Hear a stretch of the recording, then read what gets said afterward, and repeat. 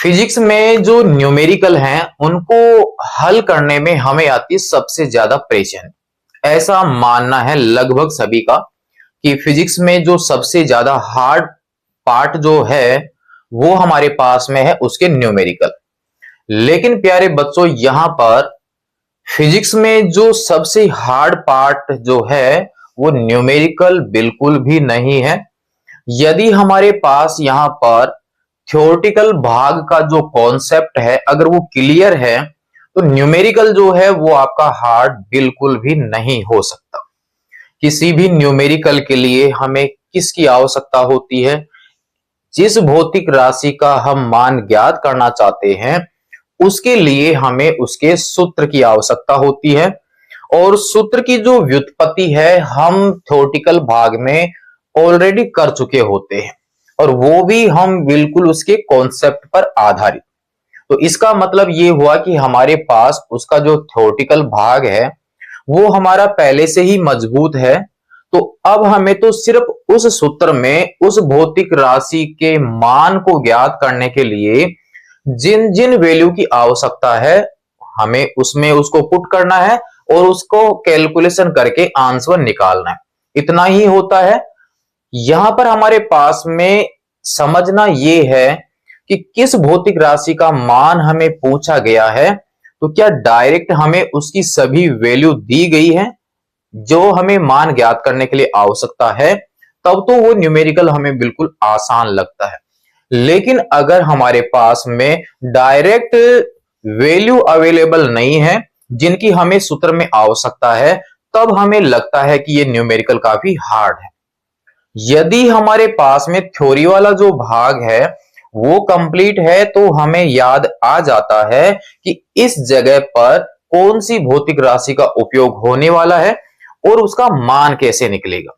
तो बिल्कुल भी आप यहां पर मत घबराइए कि न्यूमेरिकल जो है वो फिजिक्स में हार्ड होते हैं। अब हमारे पास में चैप्टर नंबर 7 जो है 12th क्लास का, उसको आज हम स्टार्ट करने वाले हैं, जिसमें हम इसके सभी न्यूमेरिकलों को क्वेश्चन जो आपके दिए हुए हैं बुक के लास्ट में उनको और साथ में इनके जितने भी एग्जाम्पल अपने बुक में हैं उन सबको हम कंप्लीट करने वाले हैं। अगर आप यहां पर कमेंट्स करके बताते हैं कि हमें एक एक टॉपिक के ऊपर सभी न्यूमेरिकलों को कंप्लीट करना है तो हम उसके हिसाब से भी आपको न्यूमेरिकल प्रोवाइड करवा देंगे। तो आज हम स्टार्ट कर लेते हैं इसके न्यूमेरिकल में। इसमें हमारे पास में जो पहला क्वेश्चन है वो है कुछ इस प्रकार से कि एक 100 ओम का प्रतिरोधक है, यानी आर का मान हमारे पास में 100 ओम दिया हुआ है। जो जो वैल्यू हमारे को दी जाती है ना, आप सबसे पहले उनको नोट कर लीजिए। क्वेश्चन में हमारे पास में है कि एक 100 ओम का प्रतिरोधक है और वह 100 ओम का जो प्रतिरोधक है वो 220 वोल्ट और 50 हर्ट्ज की आपूर्ति के साथ संयोजित है। इसका मतलब हमारे पास में सिर्फ एक प्रतिरोधक लगा हुआ है एसी सोर्स के साथ। तो यह सर्किट हमारे पास में हो जाता है शुद्ध प्रतिरोधीय परिपथ। यह आपके बुक में जो टॉपिक दिया हुआ है वो था प्रतिरोधक पर प्रयुक्त एसी वोल्टा वाला। यानी हमारे पास में ये जो क्वेश्चन है वो कुछ इस प्रकार के सर्किट वाला बन चुका है। यहां पर हमारे पास में एक प्रतिरोधक है और वो हमारे पास में एक एसी सोर्स के साथ श्रेणी क्रम में संयोजित है।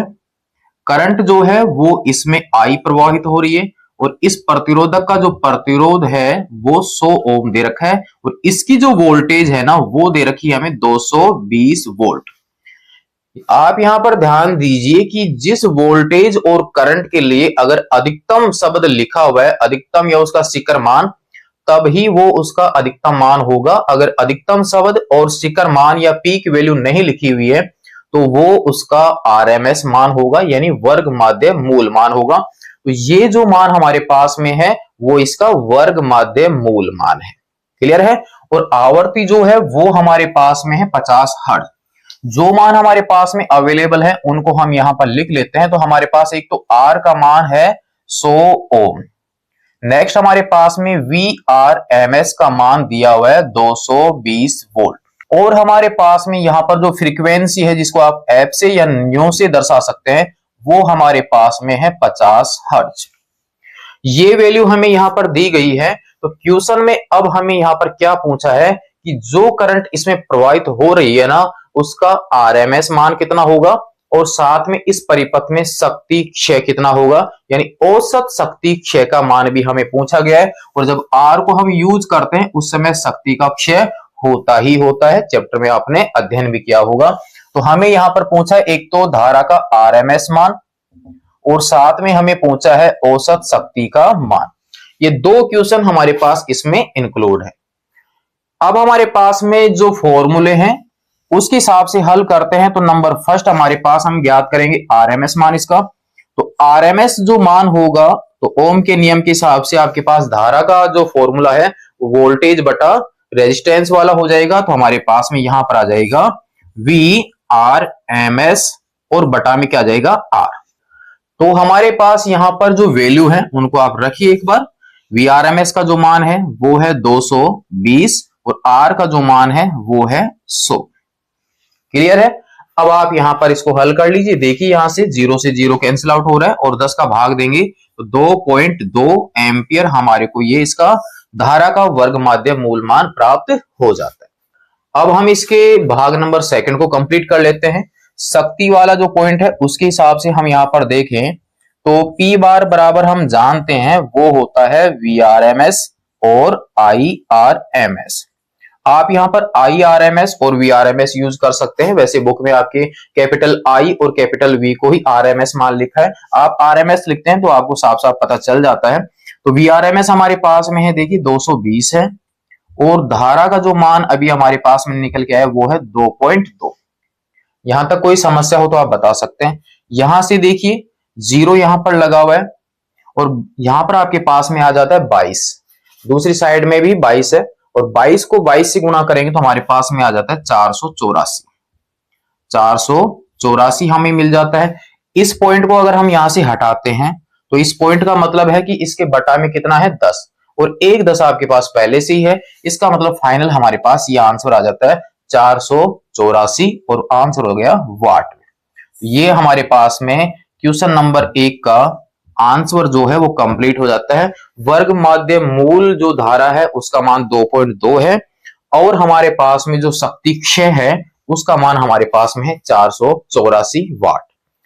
बिल्कुल आसान सा ये क्वेश्चन था, कहीं पर कोई समस्या आई नहीं, फॉर्मूला लगाया और आंसर आपका कंप्लीट हो जाता है। क्वेश्चन नंबर 1 जो है चैप्टर नंबर 7 जो आपकी अल्टरनेटिंग करंट वाला है यानी प्रत्यावर्ती धारा वाला, वो आपका कंप्लीट हो जाता है। नोट कर लीजिए, फिर इसके बाद में देखेंगे क्वेश्चन नंबर इसका सेकंड।